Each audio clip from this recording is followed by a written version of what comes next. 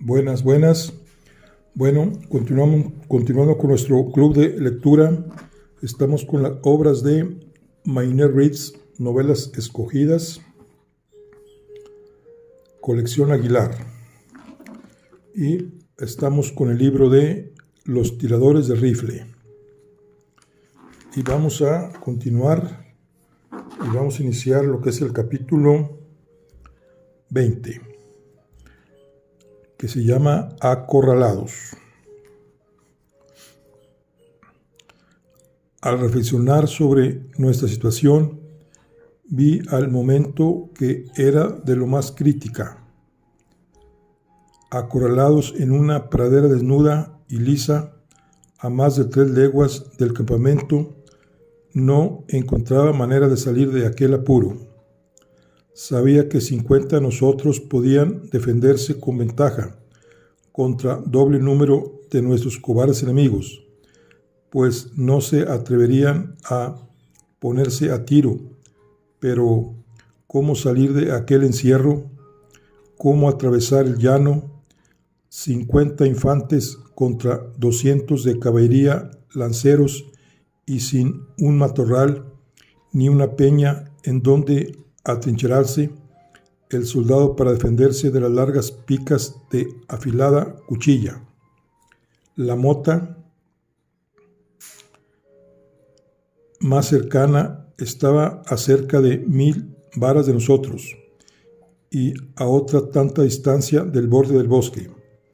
Aunque lográramos llegar a ella en una desesperada carrera, no sería imposible ganar el bosque, porque el enemigo nos bloquearía en nuestra nueva posición y tendríamos que rendirnos o sucumbir.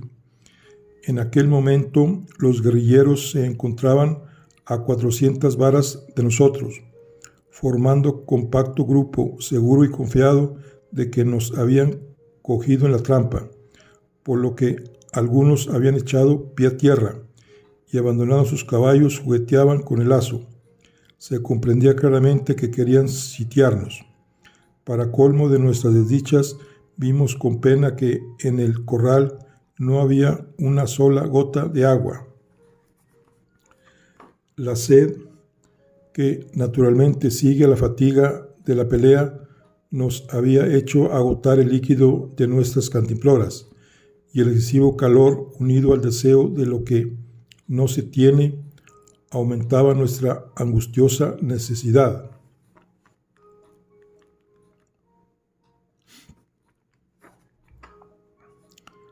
Meditaba sobre los peligros que ofrecía nuestra desdichada situación, cuando mi errante vista se fijó en Lincoln, que en posición de firmes estaba cerca de mí como quien espera órdenes.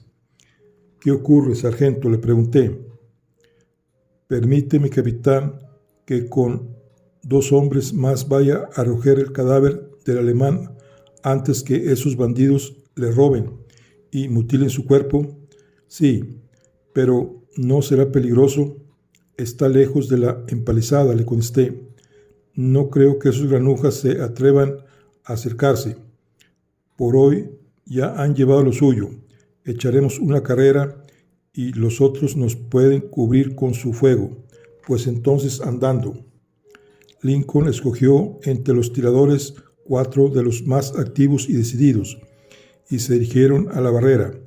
Ordené al resto de la campiña que estuviese preparada detrás de la empalizada para proteger a sus compañeros en caso de ataque, pero no hubo necesidad de disparar un tiro.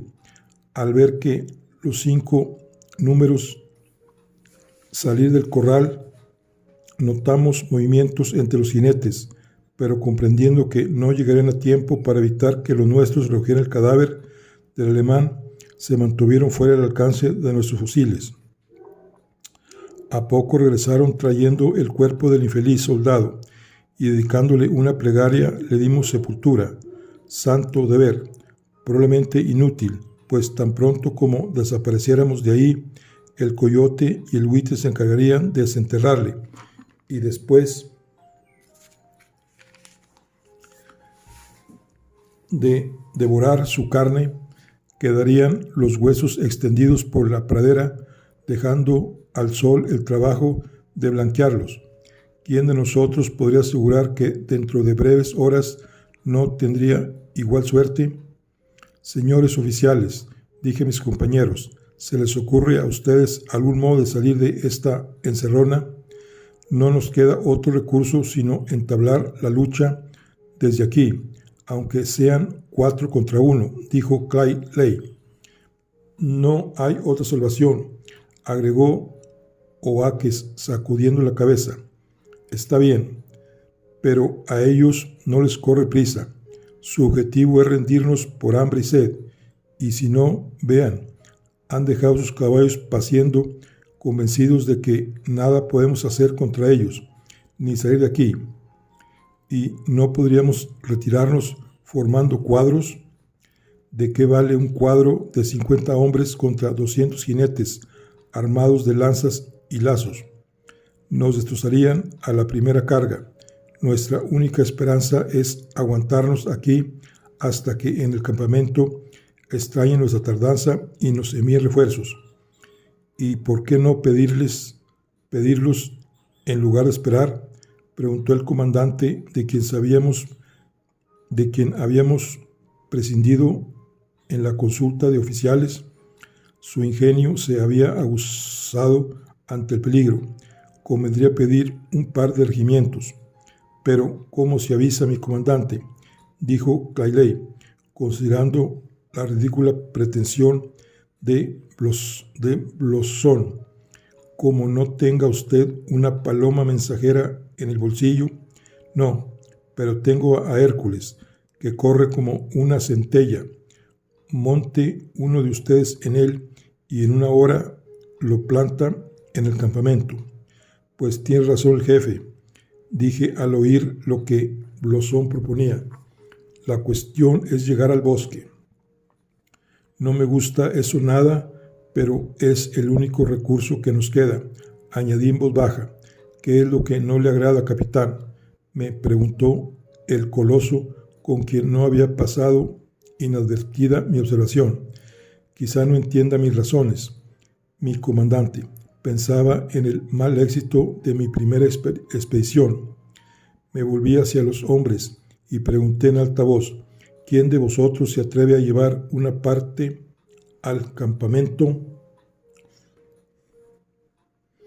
20 voces contestaron a la una. ¿Quién se acuerda del camino y quién sabe montar a caballo? El francés Raúl se adelantó 2 pasos y se cuadró, saludando. Yo conozco un atajo, mi capitán, por Mata Cordera. Entonces ese es mi hombre. ¿Y de equitación qué tal? He servido 5 años en caballería. Perfectamente. ¿Y cree usted que podrá salvar sus líneas y no caer en sus manos? Mire que están en su mismo camino. Sí, pero es que yo seguiré otro camino, por la izquierda de la mota. Raúl conocía el país. Recuerdo que este individuo se nos incorporó en sacrificios después de desembarcar la fuerza. Había llevado largo tiempo en el país y conocía bien aquellos parajes. Ahora escuche algunos consejos. Una vez a caballo no se tenga un momento, pues de lo contrario le pueden atajar y apresarle. Con el Hércules no hay peligro, mi capitán. No lleve fusil. Tome mis pistolas. Ah, ya veo.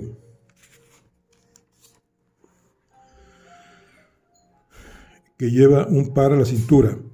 Están cargadas. Póngase esas espuelas. Quite ese engorro de la silla. La manta también.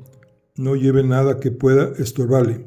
Cuando llegue al campamento, deje el caballo en el chaparral y entregue este despacho al coronel. Le entregué una parte que había escrito en una hoja de papel que decía: mi querido coronel, si me puede enviar 200 hombres será lo suficiente. Me sostendré si llegan antes de la noche. Su subordinado H.H. Al entregar el papel le dije al oído: al coronel en propia mano, a él solo, Raúl, reservadamente, ¿lo entiende? El coronel C. era un buen amigo mío y sabía que me mandaría enseguida fuerzas en socorro nuestro, sin que nadie se diese cuenta. Entendido, mi capitán, contestó Raúl. Entonces a caballo y buena suerte. El francés se plantó en el caballo de un salto y picando espuelas salió por la barrera como una exhalación. Las primeras 300 varas las hizo en dirección a los guerrilleros, quienes viendo a un hombre solo y creyéndole mensajero de condiciones de capitulación, permanecieron tranquilos. De repente Raúl cambió de dirección y, describiendo una curva elíptica, esquivó al grupo poniéndose a su flanco. Al darse cuenta del ardid, lanzaron un grito y rápidos se montaron sobre sus corceles. Algunos dispararon sus fusiles y otro, preparando el lazo, emprendieron la persecución del tirador. El francés, tomando como punto de mira un grupo de árboles, corría veloz sobre su cabalgadura, casi en línea recta. Si llegaba a la mota, sabía que los árboles le librarían de los lazos de sus perseguidores y evitaría uno de los mayores peligros. Con intranquilo interés seguimos las peripecias de la carrera en medio de un imponente silencio. Nuestras vidas dependían de Raúl. Entre él y nosotros había un numeroso grupo de guerrilleros, pero podíamos ver claramente la verde chaquetilla del tirador y la grupa del enorme Hércules huyendo hacia el bosque. También vimos los lazos escribiendo círculos en el aire sobre la cabeza de Raúl, quien se agachaba para presentar el menor blanco posible a los disparos que le hacían sus perseguidores. Le vimos en un momento dar un respingo sobre la silla y creímos que había sido herido por una bala, pero al momento volvió a tomar su posición natural, dando la vuelta a la mota de árboles que le ocultó a nuestra vista. Nuestra ansiedad fue grande. Fueron unos momentos de inquietud intensa, pues la eminencia nos ocultaba al fugitivo y a sus perseguidores. Todas las miradas estaban fijas en el punto por donde el jinete había desaparecido, cuando Lincoln, que se había encaramado en lo más alto del tejado del rancho, gritó con todas las fuerzas en sus pulmones: «Salvado, mi capitán! Se ha salvado. Esos bribones se han quedado con un palmo de narices». Así era en efecto. Poco después vimos que los guerrilleros abandonaban la persecución disgustados y presas de gran desesperación.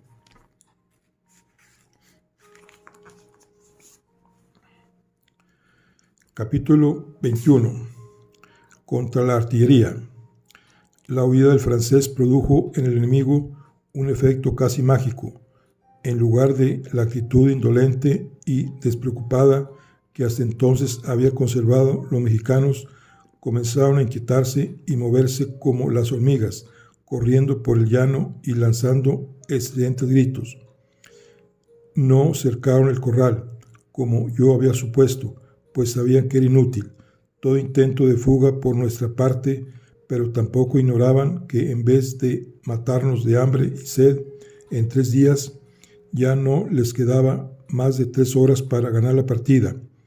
Raúl llegaría al campamento en menos de 1 hora y en 2 más ya habría llegado el refuerzo, fuese de infantería o de caballería. Algunos exploradores se destacaron en la dirección seguida por Raúl. Otros se internaron en el bosque, por el lado opuesto a la pradera. Todo era agitación e incertidumbre entre los jinetes.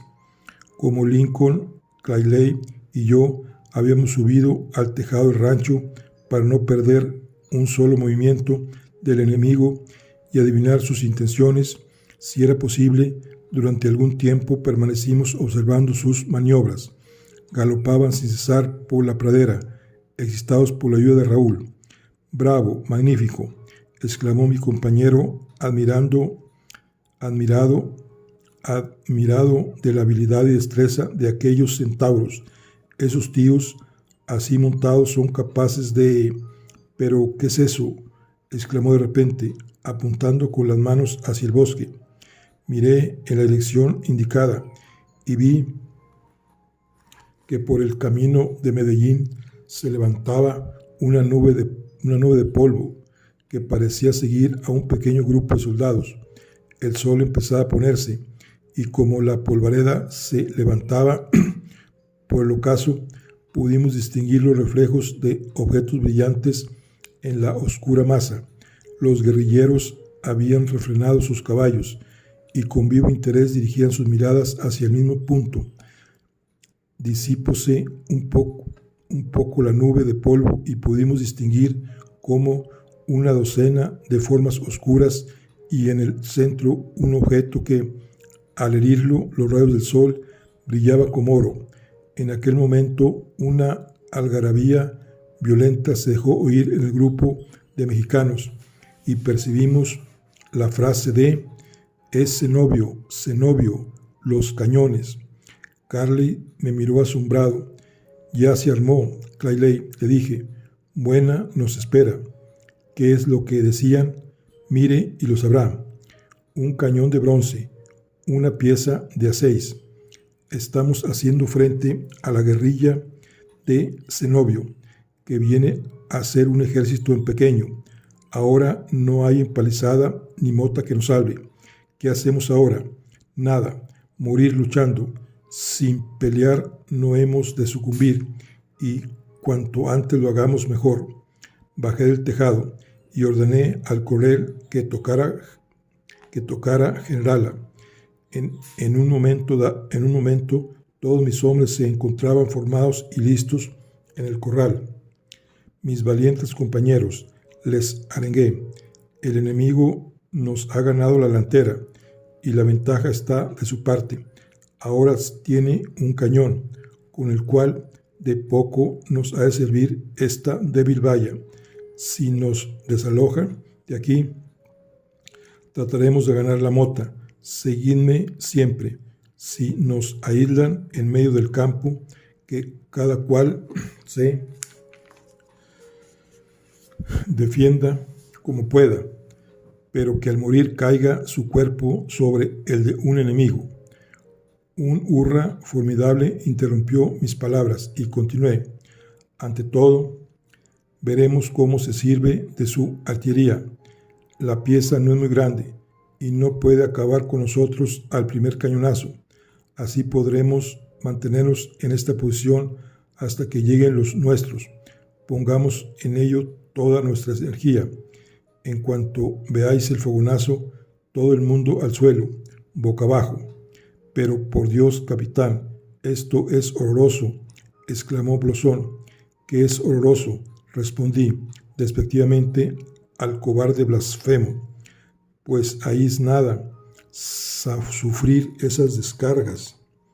«Mi comandante, acuérdese de que es usted militar». «Sí, y mejor hubiera hecho en retirarme, como pensaba, pero esta maldita guerra se nos ha echado encima». Tuve ganas de reír al ver el candor y la cobardía del coloso y le dije: «No tenga miedo, dentro de un mes estaremos bebiéndonos una botella en casa de Heblet. Escóndase detrás de aquel madero, es el único punto que puede resistir un cañonazo en toda la valla.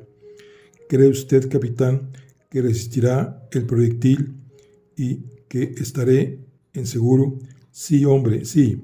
Resiste eso y mucho más. A ver, muchachos, atención a mis órdenes». Los artilleros con su pieza se encontraban a unas 500 varas del rancho y se preparaban a poner la pieza en batería. «Pero, capitán, ¿cómo les deja que se acerquen tanto?», exclamó el comandante, pálido de terror. «¿Y qué quiere usted que yo le haga?», repliqué, sorprendido de la pregunta. «Pues ahí está mi rifle, que alcanza más. Con él se los podrá hacer retroceder. Pero usted está soñando. Nuestros fusiles no alcanzan a la mitad de la distancia. Si avanzaran y se pusieran a tiro, entonces sería otra cosa. pero el mío alcanza el doble, le digo. Le miré creyendo que estaba loco. Es un rifle magnífico, continuó Bosón, un Sundandel. A 800 varas hace blanco, se lo aseguro. ¿De veras?, pregunté asombrado.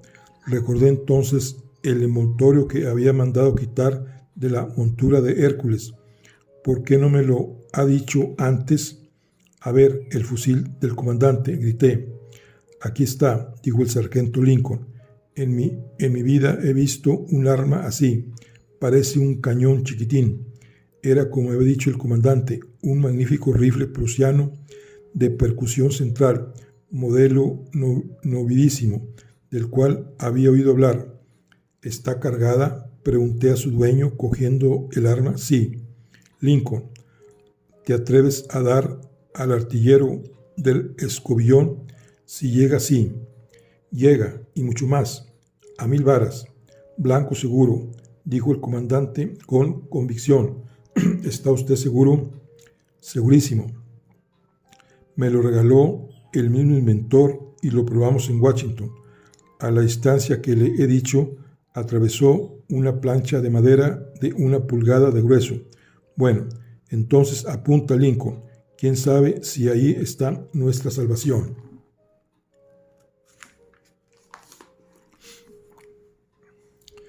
El sargento apoyó el fusil en la empalizada a la altura del hombro, limpió el polvo de la mira con paternal cariño y se preparó para hacer fuego. Sargento, al que lleve la bala, le dije. Delante de la pieza estaba un artillero con una bala esférica en la mano. Lincoln apretó el gatillo, sonó la detonación y vimos cómo el soldado dejaba caer la bala y extendiendo los brazos se desplomaba pesadamente. La bala de cañón rodó por la verde hierba y un grito de asombro brotó del pecho de los guerrilleros, al que respondió un viva lanzado por mis tiradores. «Bravo, buena puntería», gritaron. Al momento volvió a estar cargado el rifle, y ahora, sargento, al de la mecha. A todo esto, los guerrilleros se habían acercado al sitio en donde el cañón está emplazado, uno de cuyos sirvientes, con la mecha en la mano, esperaba la orden de disparar. Pero antes de que éste fuese dada, Lincoln apretó el gatillo del rifle. El artillero dio una sacudida y, estirando espasmódicamente sus brazos, lanzó la mecha a 6 varas de distancia. El soldado dio un respingo. Después de un par de pasos vacilantes, se tambaleó y cayó entre los brazos de sus compañeros. «Ahora, mi capitán, permítame que elija blanco». «¿Cuál es, sargento?» «Aquel que caracolea orgulloso sobre la jaca negra». Era Dubrow. «Pues ese», dije, con extraña emoción al darle la orden de fuego. Antes de que Lincoln cargase el arma de nuevo, uno de los mexicanos, que me pareció un oficial, cogió del suelo la mecha encendida y la aplicó al oído del cañón. «Todos a tierra», ordené. La bala llegó zumbando, tumbó un par de estacas y penetró en el corral, yendo a dar en una mula que cayó destrozada, pataleando de dolor. El resto de las bestias galoparon por un momento, aturdidas, chocando unas con otras, hasta que, atemorizadas y temblorosas, se reunieron en apretado hato en un ángulo del cercado. Un grito de triunfo brotó del campo mexicano. Dubrow, montando en un mesteño, dando frente al corral, observaba atento los efectos de la artillería, como se pusiera al alcance de mi fusil, que lo conozco como a mí mismo, ya se las diría yo a ese tipo, exclamó Lincoln apuntando con el rifle del comandante. Disparó. El caballo retrocedió, se fue a la empinada y cayó hacia atrás sobre el jinete. «Ole por el tirito, vale un mundo», exclamó un soldado. «La erré, se me ha escapado ese granuja», gruñó el sargento, rechinando los dientes de rabia. al ver que el francés, haciendo inauditos esfuerzos, se deslizaba por debajo del cuerpo del caballo. Al ponerse en pie, se irguió altaneramente y nos dirigió un apóstrofe que no entendimos, pero que indudablemente era un insulto o una amenaza. Los guerrilleros retrocedieron, galopando, y los artilleros arrastraron el cañón, emplazándolo unas 300 varas más a retaguardia. Sonó otro nuevo cañonazo, y el proyectil atravesó la empalizada, yendo a dar en el pecho de un tirador que quedó muerto en el acto, completamente destrozado.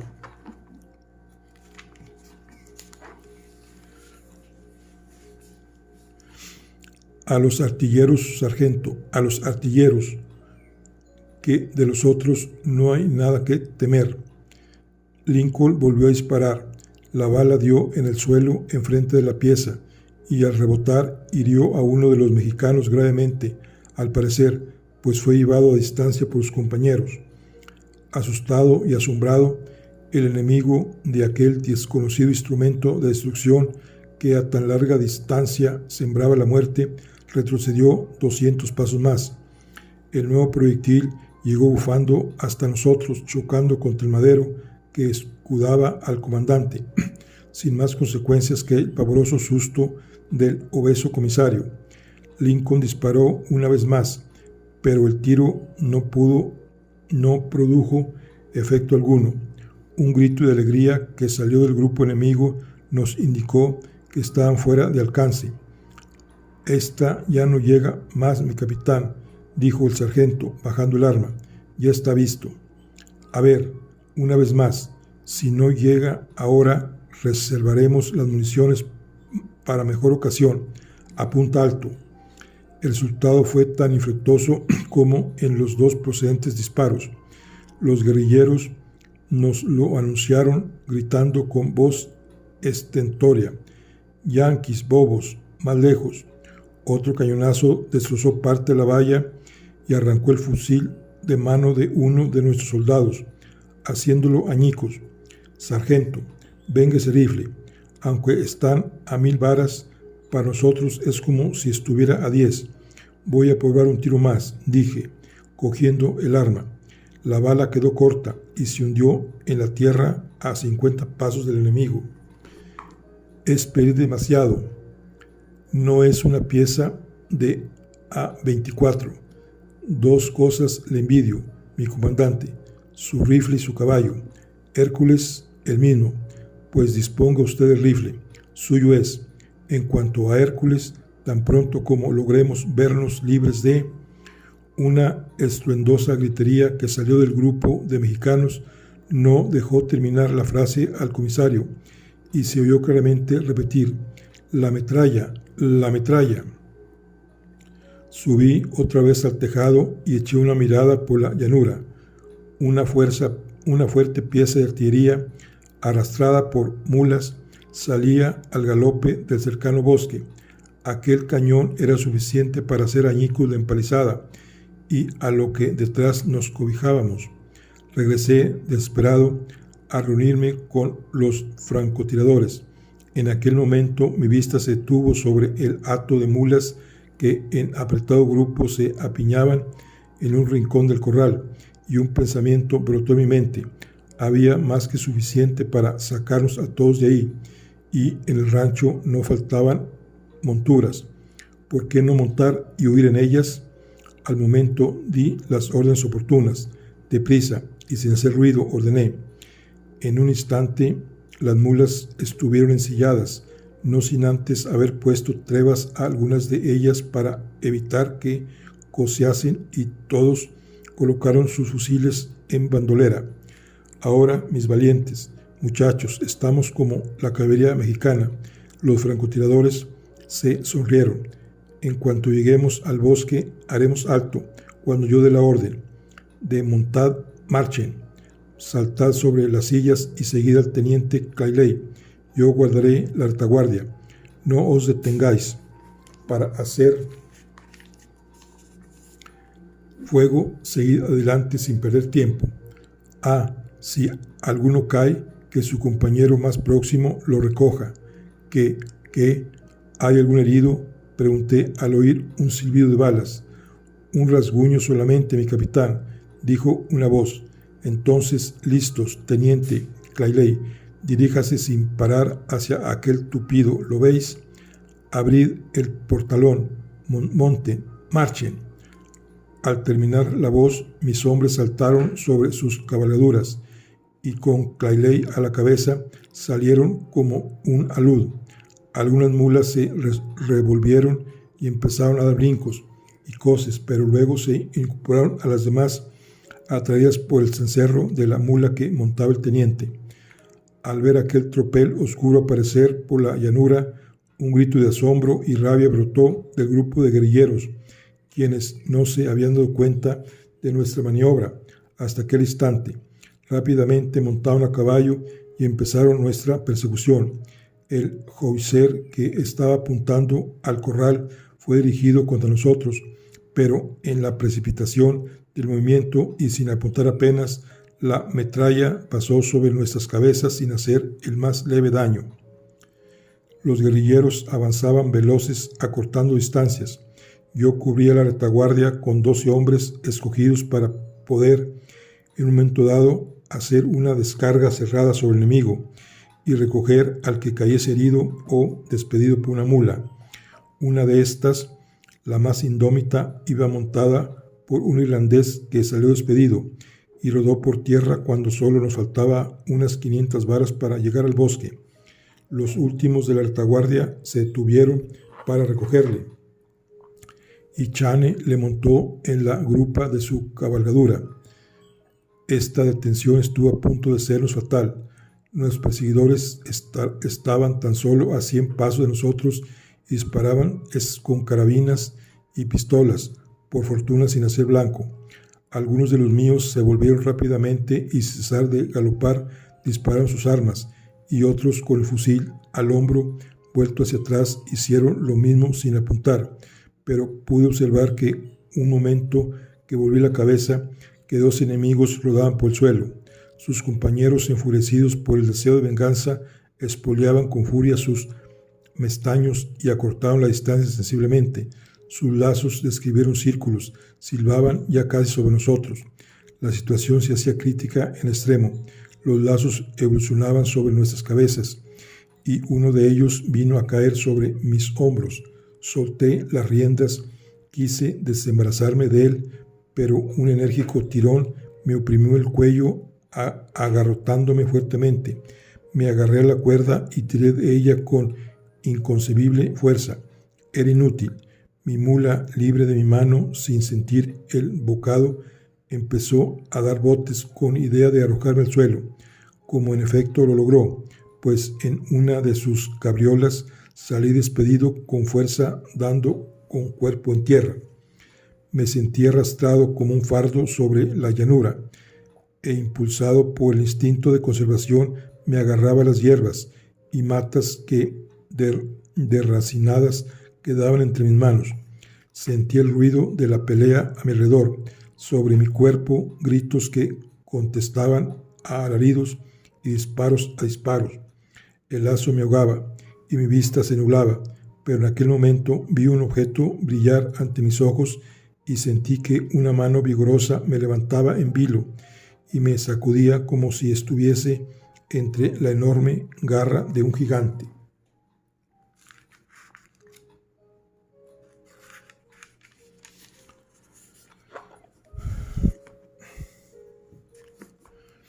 A poco noté, como entre sueños, que algo azotaba mi rostro. Percibí el ruido de follaje que se abre y desgarra, y la fresca sensación de hojas sobre mi rostro. Luego el estampido de una descarga y por último una dolorosa sensación de caer violentamente por segunda vez sobre el duro suelo. Capítulo 22. El socorro. ¿Qué modales más bruscos gasto, verdad, mi capitán? Dispénseme, pero con las fatigas reconocí la voz de Lincoln. Estamos en el bosque, estamos salvados, murmuré. 2 o 3 heridos, ninguno grave. Chen tiene un pinchazo en la cabeza, pero mató al tío de la lanza. Déjeme que le quite el condenado lazo, mi capitán. De buena ha escapado usted. Lincoln aflojó el lazo que conservaba un par de varas de cuerda. ¿Quién lo cortó?, pregunté. Yo, con ese mondadientes. Me pareció que todavía me había llegado la hora de que ahorcasen a mi capitán. Me pareció que todavía no había llegado la hora en que ahorcasen a mi capitán. No pude menos que sonreír al dar las gracias al buen Lincoln. ¿Y los guerrilleros dónde están?, pregunté, mirando alrededor, pues aún no estaba en mi completo juicio por el percance pasado. Están lejos, fuera del alcance de este terrible rifle. Mire usted, ¿no oye qué alboroto?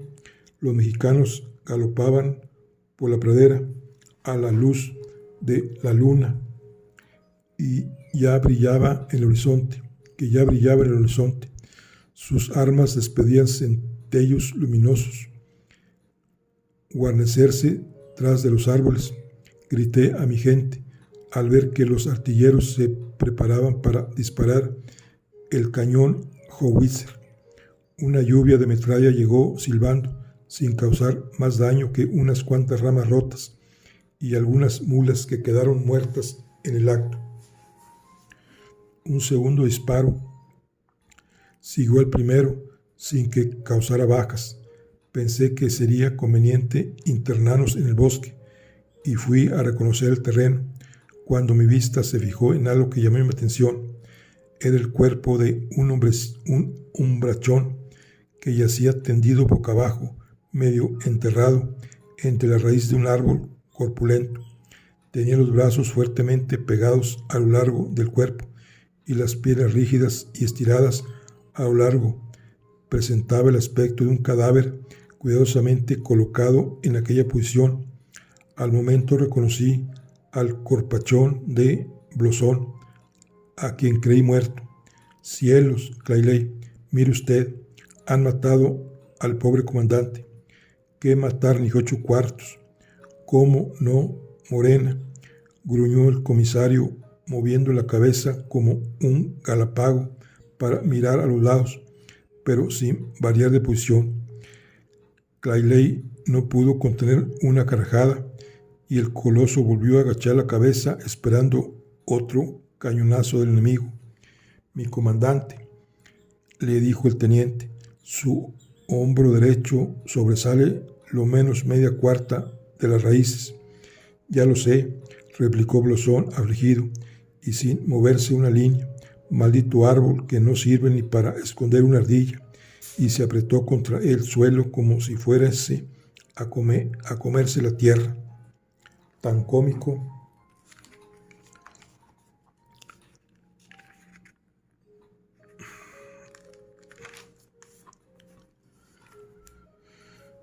Tan cómico era su aspecto que otra vez Clayley empezó a reír a mandíbula batiente. En aquel momento llegó a nosotros un gran grito que partía del enemigo. ¿Qué pasará?, exclamé, corriendo hacia la entrada del bosque y echando una mirada a la pradera. Me parece que esos granujas se disponen a largarse, dijo Lincoln. Mire lo que hacen. Así es, en efecto. ¿Qué les había pasado? Claramente se notaba que la agitación y la zozobra se habían apoderado de nuestros enemigos. Algunos batidores a caballo recorrían el llano hacia un punto del bosque, a 800 varas de donde estaban, y los artilleros enganchaban los tiros al armón. En eso sonó un clarín, tocando retirada, y los mexicanos, espoleando sus caballos, partieron al galope en dirección a Medellín. El viva que resonó a la entrada opuesta del llano fue estruendoso, como nunca lo había habido de los mexicanos, y al mirar en aquella dirección vimos una larga y clara línea de jinetes que al galope salían de la oscura selva. La luna enviaba sus rayos sobre la caballería y al reflejarse en las hojas de los sables lanzaban destellos como inmensas luciérnagas. Pronto reconocí las pisadas de la caballería de nuestro ejército.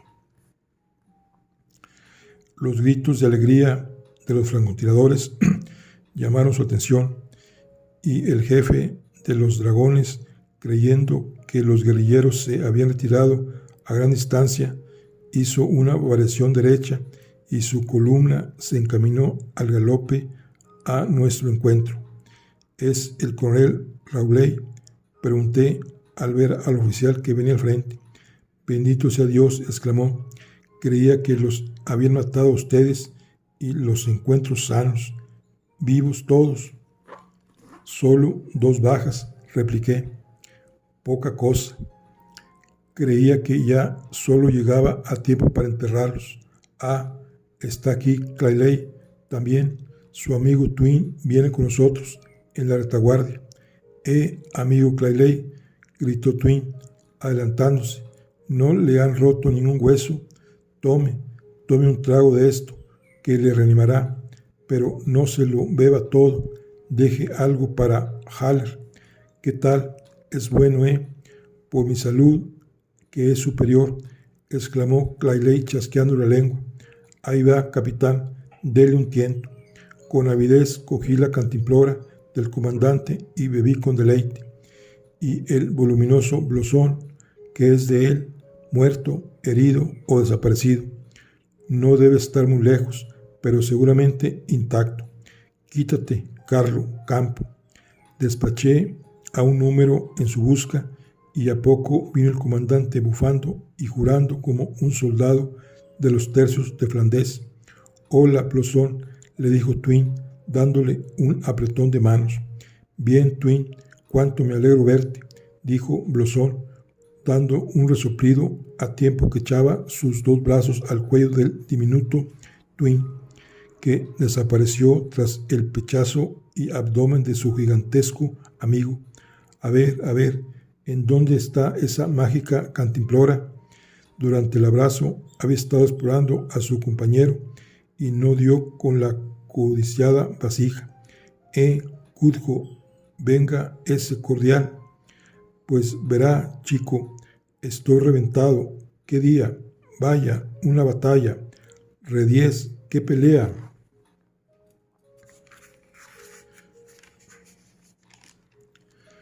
Figúrate, tú solo con mi Hércules. Me he lanzado sobre esa canalla, cayendo entre ellos como llovido del cielo. A docenas los hemos matado. A docenas, chico. Haller te lo contará. Es un buen muchacho, ese Haller, aunque demasiado vehemente. Temerario, sí, temerario. Hola, Hércules, mi querido compañero de glorias, otra vez te veo. Acuérdate de su promesa, mi comandante, le dije mientras acariciaba con palmadas el noble animal. Voy a ser más, capitán. Le voy a dejar que elija entre este y otro negro, espléndido, que tengo. Me es muy duro desprenderme de mi jerky, pues sé que el capitán le ha de gustar mucho más el negro. Es el caballo más hermoso que hay en todo el ejército. Se lo compré a Ridgway poco antes de que lo matasen en Monterrey. El discurso de Blusón era en parte soliloquio, en parte a mí dirigido y en mucho destinado a Hércules. Gracias, mi comandante. Me quedaré con el negro. Teniente Clayley, hágase cargo de la compañía. Que monten los hombres en las mulas y sigan al comandante Rauley al campamento.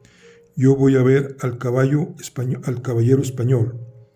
Esto último se lo dije al oído a Clayley y añadí, no podré regresar hasta mañana, después del mediodía.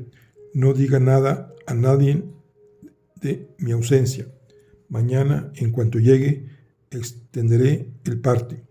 Oiga, mi capitán, ¿qué quiere, Clayley? ¿Quiere usted presentar mis respetos a quién? A María de la Luz, naturalmente, con mucho gusto. Saqué a relucir sus mejores frases en español. Esté usted tranquilo, le dije sonriendo al ver la franqueza de mi amigo. Ya iba a partir cuando se me ocurrió que podía entregar el mando de la compañía a Oakes y llevarme a Clyde Lake conmigo. A propósito, dije a mi teniente llamándole, ¿y por qué no presenta usted sus respetos a la señorita Luz en persona? Oakes puede conducir a la gente y el coronel Rowley nos dará una docena de dragones como escolta. Encantado, mi capitán, con sumo gusto.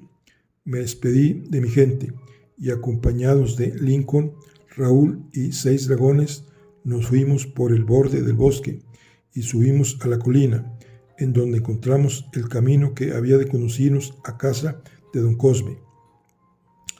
El resto de la columna salió al mismo tiempo que nosotros en dirección al campamento por el camino de Mata Cordera. Al llegar a la cima de la colina, detuve mi caballo y me volví para contemplar el teatro de donde se había desarrollado la escaramuza. La luna, redonda y brillante, iluminaba la llanura de la Virgen. Ninguna de las víctimas de la refriega yacía en su verde suelo. Los guerrilleros, al retirarse, se habían llevado a sus muertos y heridos.